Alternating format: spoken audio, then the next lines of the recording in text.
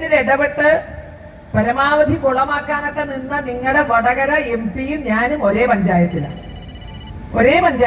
അപ്പോ മൂപ്പർക്ക് വരാനുള്ള ദൂരം തന്നെ എനിക്കും ഇങ്ങോട്ട് വരാനുള്ളൂ. വരാതിരിക്കാൻ വേണ്ടി എത്ര സാഹസം കാണിച്ചു എന്ന് നിങ്ങൾക്കറിയാം. കേസെടുക്കുന്നു പറഞ്ഞു. ആരോട്? നമ്മളോടെ.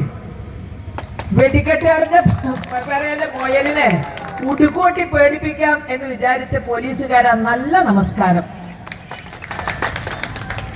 993 കേസ് നിങ്ങൾ എന്റെ പേരിൽ ചാർജ് ചെയ്തിട്ടുണ്ട് എന്ന് പറഞ്ഞ നിയമസഭയിലാണ്. എനിക്ക് അത്രയും കേസൊന്നും കിട്ടിയിട്ടില്ല കേട്ടോ.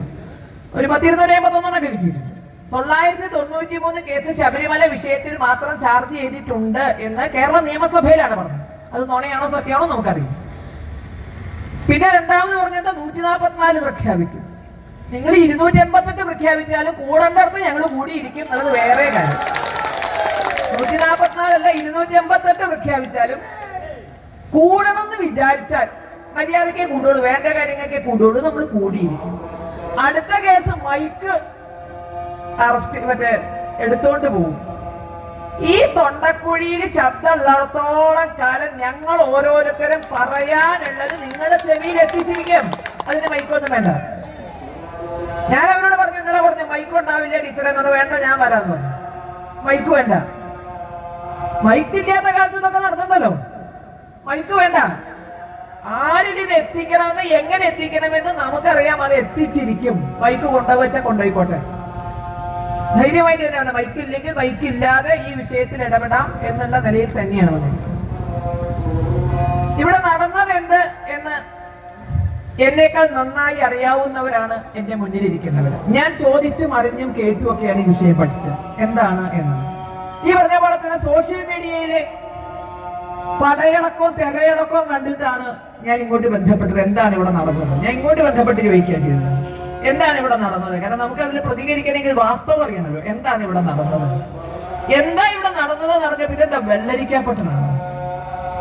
ഒരു സൈനികൻ, സർവീസിലുള്ള ഒരാള് 20 ദിവസത്തെ ലീവില് വിഷു ആഘോഷിക്കാൻ വേണ്ടി വീട്ടിൽ വന്നൊരു പാവം, മെയ് 4-ാം തീയതി തിരിച്ച് ജോയിൻ ചെയ്യേണ്ടുന്ന ഒരു വ്യക്തി, സർവീസിൽ ജോയിൻ ചെയ്യേണ്ടുന്ന ഒരു വ്യക്തി കഴിഞ്ഞ 11 ദിവസമായി റിമാൻഡിലാണ്. ചെറിയ കാര്യമല്ല. കഴിഞ്ഞ 11 ദിവസമായി റിമാൻഡിലാണ്.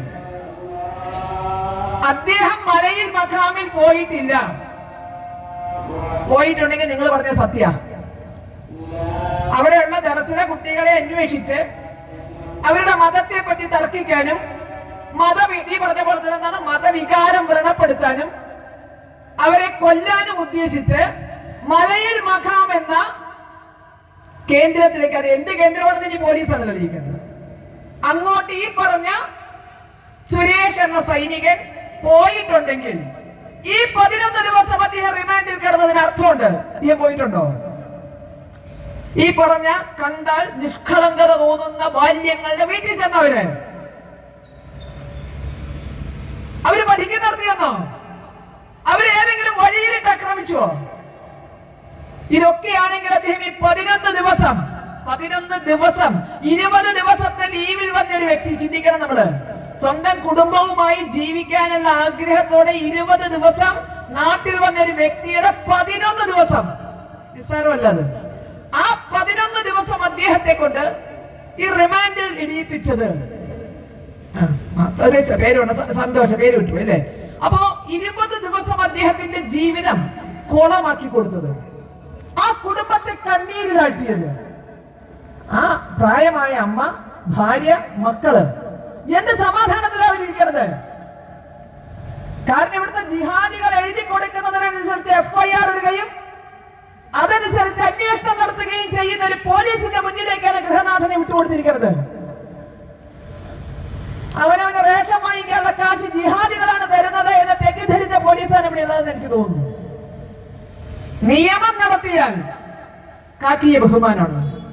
നിങ്ങൾ നടത്തേണ്ടത് നിയമമാണ്. ഒരു പ്രൈമറി കുട്ടിക്ക് അറിയാം ഇതിലേത് എന്തെങ്കിലും വിധത്തിലുള്ള നിങ്ങൾ ചെയ്ത നിയമത്തില് ഏതെങ്കിലും തരത്തിൽ നിങ്ങൾക്ക് ന്യായീകരിക്കാൻ സാധിക്കുമോ? രാത്രി 11 മണി സൈനികൻ സന്തോഷിന്റെ വീട്ടില് എന്തിനീ കുട്ടികൾ വന്നു? അതിന് ഉത്തരം പറയണ്ടേ? അത് നിയമത്തിന്റെ മുന്നിൽ തെളിയിക്കണ്ടേ? എന്തിനീ കുട്ടികൾ വന്നു? നാട് മുഴുവൻ സുഡാപ്പികളും ജിഹാദികളും പരത്തുന്ന ന്യായമുണ്ട്. പകല് പറഞ്ഞത്ര രാത്രി വന്നോളാൻ. ആര് പറഞ്ഞു? 70 വയസ്സുള്ള നടക്കാൻ വയ്യാത്തൊരമ്മ. ഒരാരും അവിടെ ഉണ്ടായിരുന്നത്? ഒരു ഗൃഹനാഥൻ വീട്ടിലില്ലാത്തപ്പോ നമ്മുടെ കേരളത്തിലെ സ്ത്രീകൾ അത്രമാത്രമൊക്കെ അങ്ങോട്ട് വളർന്നില്ലേ വീട്ടമ്മമാര്? അവര് നിൽക്കുന്നത് ഈ വീട്ടിലല്ല, അവര് നിൽക്കുന്നത് തൊട്ടടുത്ത അവരുടെ തന്നെ വീട്ടിൽ അവര് നിൽക്കുന്നു. ഈ ചുമരിൽ എഴുതിക്കോട്ടെ എന്ന് ചോദിച്ചാൽ 70-75 വയസ്സുള്ള അമ്മ സ്വാഭാവികമായിട്ട് എന്താ പറയുക? മകളുള്ളപ്പോ വായോ എന്നല്ലേ പറയുക? അതിനെ കുറ്റിയെ പറിച്ച് മറ്റേ കുമ്മായം കോലും കൊണ്ട് ഇറങ്ങുക. ഇതെന്തിനായിരുന്നു? ഇത് കുമ്മായത്തിന് ഇതിന്റെയൊക്കെ പേര് വിടുന്നു. കാരണം ഞാൻ ഇന്നാണ് ഇത്രയും ഗൗരവമാണെന്ന് എനിക്ക് ഇന്നാ മനസ്സിലായി. ആ മതില് കണ്ടാണ് അതിലാരാണ് ചുമരെഴുതുക? അതിലെങ്ങനെ ചുമരെഴുതുക? അതുമല്ല, ഈ പറഞ്ഞ പോലെ തന്നെ സന്തോഷ സംഖ്യയാണ്, അംഗീകരിക്കണം, സംഖ്യയാണ്. അദ്ദേഹം സോഷ്യൽ മീഡിയയിൽ സംഘാനുകൂല പോസ്റ്ററുകൾ ഇടാറുണ്ട്. അദ്ദേഹത്തിന്റെ മകൻ സംഘ ചുമതല വഹിക്കുന്നുണ്ട്. ഇതൊന്നും നിഷേധിക്കുന്ന കാര്യമല്ല. ഇത് കൃത്യമായി അറിയാമായിരുന്നിട്ട് ഒരു സംഘീയ ചുമതല തന്നെ ചുമല എഴുതിയാലേ പരിപാടി നടക്കുമെന്ന് ഏത് ഉസ്താദാണ് അവരോട് പറഞ്ഞു കൊടുത്തത്? അവിടെ എഴുതിയ ഐശ്വര്യം കൊടുത്ത് പറഞ്ഞു കൊടുത്തു. ഈ നാട്ടിൽ ഈ റോട്ടിൽ എത്രയോ ചുമലുകൾ ഉണ്ടല്ലോ. ഈ നേരത്തെ പറഞ്ഞ പോലെ തന്നെ ഇത് എന്താ പരിപാടി? നടക്കുന്ന പരിപാടി എന്താ? ഞാൻ തപ്പിപ്പിടിച്ച് എന്താ പോലീസ് കൊടുത്ത രേഖയിൽ കണ്ടു. അത് അതിലും രസം. പോലീസിന്റെ കാര്യം എന്താണെന്നറിയാമോ? നിങ്ങൾക്കറിയാത്ത പരിപാടിയാണ്, രഹസ്യമായി നടക്കേണ്ടതാ. ഇവർ ചുമരെഴുതാൻ വരുന്നത് രാത്രി ഏപ്രിൽ മാസം 16-ാം തീയതി രാത്രി 11 മണിക്ക്. പോലീസ് റിപ്പോർട്ടിലുള്ള കാര്യമാണ് ഞാൻ പറയുന്നത്. പോലീസ് റിപ്പോർട്ടിലുള്ള കാര്യം ഏപ്രിൽ മാസം 18-ാം തീയതി മിഹ്റാജ് ഇന്റഗ്രേറ്റഡ് സ്റ്റഡി സെന്ററിൽ നടക്കുന്ന സെൻസോറിയം പരിപാടിയുടെ പ്രചരണാർത്ഥമാണ് അത്ര എഴുതാൻ വന്നത്. വന്നതെന്ന് മെയ് മാസം 16-ാം തീയതി രാത്രി. നോട്ടീസ് ഒട്ടിക്കാനല്ല വന്നത്, നോട്ടീസ് കൊടുക്കാനല്ല വന്നത്, ഒരു പോസ്റ്റർ പതിക്കാനല്ല വന്നത്, ചുമര എഴുതാൻ. ഒരു ദിവസത്തേക്ക് 16-ാം തീയതി രാത്രി ചുമര എഴുതണു, 18-ാം തീയതി പരിപാടി. നമ്മളൊക്കെ സംഘടനാ പ്രവർത്തനം നടത്തുന്നവരാ. അല്ല എങ്കിൽ പോലീസിന്റെ റിപ്പോർട്ട് ഇവിടെ പലരുടെയും മൊബൈലിലുണ്ട്, വായിക്കൂ നിങ്ങള്. 16-ാം തീയതി രാത്രി വീട്ടിൽ വന്നു. എന്തിന്? 18-ാം തീയതി മെഹ്റാജ് ഇന്റഗ്രേറ്റഡ് സ്റ്റഡി സെന്ററിൽ നടക്കുന്ന സെൻസോറിയം. ഇതൊക്കെ എന്ത് ഉണ്ടാക്കാന്ന് എനിക്കറിയാൻ പറ്റുന്നില്ല. അത് കാണാപ്പാടം പഠിക്കാൻ പണിയപ്പോൾ എടുത്തു. ഈ പഠിത്തം ഞാൻ പണ്ട് പഠിച്ചിരുന്നു. ഞാൻ ഇപ്പൊ കളക്ടറായിരുന്നു, സ്കൂളിൽ പഠിക്കാൻ കാലത്ത്. കാരണം അത്രയും നീണ്ടുള്ള ഈ നാഹുദ് പഠിച്ചുണ്ടാക്കാൻ മെഹ്റാജ് ഇന്റഗ്രേറ്റഡ് സ്റ്റഡി സെന്ററിൽ നടക്കുന്ന സെൻസോറിയം പരിപാടിയുടെ പ്രചരണാർത്ഥം മക്കൾ വന്നത് രാത്രി 11 മണിക്ക്. 16-ാം തീയതി 17 കഴിഞ്ഞാൽ 18-ാം തീയതി സെൻസോറിയം പരിപാടി നടക്കുകയാണ്. ഇതിനു വേണ്ടി ഒരു സംഖ്യ ചുമര നടന്ന് അന്വേഷിച്ച് അല്ലെ? ഈ സംഖ്യയുടെ ചുമരിൽ ഞാൻ നോക്കി 2 തെരഞ്ഞെടുപ്പ് പഠിച്ചു കഴിഞ്ഞു. പഞ്ചായത്ത് തെരഞ്ഞെടുപ്പ് കഴിഞ്ഞു, അതിന്റെ മേലെ നിയമസഭാ തെരഞ്ഞെടുപ്പ് കഴിഞ്ഞു. BJPയുടെ ഒരു നോട്ടീസ് പോലും ഞാൻ അതിന്റെ മുകളിൽ കണ്ടു. സംഖ്യയാണല്ലോ അല്ലെ? ഇപ്പൊ അവരനുകൂലിക്കുന്നു എന്നുള്ള നിലയ്ക്ക് BJPയുടെ ഒരു ചിഹ്നമോ ഒരു നോട്ടീസോ പോലും പതിക്കാത്ത, ഇന്ന് വരെ ഒരു ബ്രഷ് തട്ടാത്ത ചുമര് എഴുതാൻ വേണ്ടിയിട്ട്, ഇന്ന് വരെ നോട്ടീസിന് വേണ്ടി ചോറുമറ്റി വെച്ചിട്ട് പോലും ഒരു നോട്ടീസ് ഒട്ടിക്കാത്ത ആ ചുമരിൽ കയറി ചോദിക്കാൻ എന്തായിരുന്നു അതിന്റെ പിന്നിലുള്ള താല്പര്യം? സ്ഥിരമായിട്ട് ചുമര എഴുതാൻ കൊടുക്കുന്നവരാണ്. അല്ലെങ്കിൽ മറ്റേ ഈ പരസ്യ കമ്പനികളൊക്കെ പോലെ കാശ് കൊടുത്ത് ചുമര എന്തെങ്കിലും ആ ചുമരിൽ ഇതുവരെ എഴുതിയിട്ടുണ്ടോ? ആർക്കെങ്കിലും കൊടുത്തിട്ടുണ്ടോ? അവര് വാടകയ്ക്കോ അല്ലാതെയോ ആ ചുമര് ഇതുവരെ കൊടുത്തിട്ടുണ്ടോ? മാത്രമല്ല, പ്ലാസ്റ്റർ ചെയ്യാത്ത ചുമരിൽ ഇവര് എങ്ങനെ എഴുതാൻ പറ്റുന്നു? അപ്പൊ അതിന്റെ പിന്നിലൊരു അജണ്ട ഇല്ല. നിങ്ങൾ ആലോചിച്ച് നോക്കൂ. ഈ കോഴിക്കോട് ജില്ലയിലാണ് മാറാട്, ഈ കോഴിക്കോട് ജില്ലയിലാണ് നാദാപുരം. മറന്നിട്ടുണ്ടോ? ഇന്തുള്ളതിൽ ബിനു. ഞാനേ എനിക്ക് പട്ടാമ്പി കിടക്കണം, ഞാൻ മറന്നിട്ടില്ലെങ്കിൽ നിങ്ങൾ മറക്കില്ല. ഓർമ്മയുണ്ടോ നിങ്ങൾക്ക്? 2001 25 കൊല്ലം കഴിഞ്ഞു. 2001 ബിനുവിനെതിരെ വന്ന കേസ് നിസ്കാരപ്പായലിട്ട്, ചില്ലറയല്ല, നിസ്കാരപ്പായലിട്ട് നബീസു എന്ന ഒരു ഉമ്മയെ ബലാത്സംഗം ചെയ്തു, മകളെ പീഡിപ്പിച്ചു നിസ്കാരപ്പായലിട്ടിട്ട്. ഇത് പോലീസ് അടക്കം എഴുതിയ രേഖയാണ്.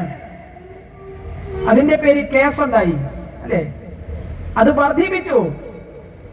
ഈ നബീസുവിന് അന്നത്തെ മുഖ്യമന്ത്രി AK ആന്റണി സഹായധനം കൊടുത്തു.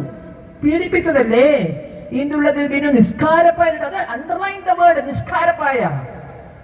നിസ്കാരപ്പായയിലിട്ട് ബലാത്സംഗം ചെയ്തു, പീഡിപ്പിക്കല്ല, ബലാത്സംഗം ചെയ്തു, മകളെ പീഡിപ്പിച്ചു. ഇതിന്റെ പേരിൽ അന്നത്തെ മുഖ്യമന്ത്രി AK ആന്റണി ഈ നബീസ് ഉമ്മയ്ക്ക് സഹായധനം കൊടുത്തു. അത് വിതരണം ചെയ്യുന്ന മീറ്റിംഗില് പാണക്കാട് തങ്ങൾ നെഞ്ചത്തടിച്ച് പ്രാർത്ഥിച്ചു. നബീസുവിനെ പീഡിപ്പിച്ചവന് അല്ലെ പടച്ചവൻ വേണ്ടത് കൊടുത്തോളണേ എന്നും പറഞ്ഞുകൊണ്ട് പാണക്കാട് തങ്ങള് ആ മീറ്റിംഗിൽ വെച്ച് പ്രാർത്ഥിച്ചു. രണ്ട് കയ്യും പൊക്കി പ്രാർത്ഥിച്ചു. എന്താ സംഭവിച്ചത്? അവസാനം അതേ നബീസു തന്നെ സത്യം പറഞ്ഞു, എന്നെ ആരും പീഡിപ്പിച്ചിട്ടില്ല, എന്നെ ആരും പീഡിപ്പിച്ചിട്ടില്ല, നഷ്ടപ്പെട്ട ബിനുവിന്റെ ജീവിതം തിരിച്ചു കൊടുക്കാൻ കഴിയും.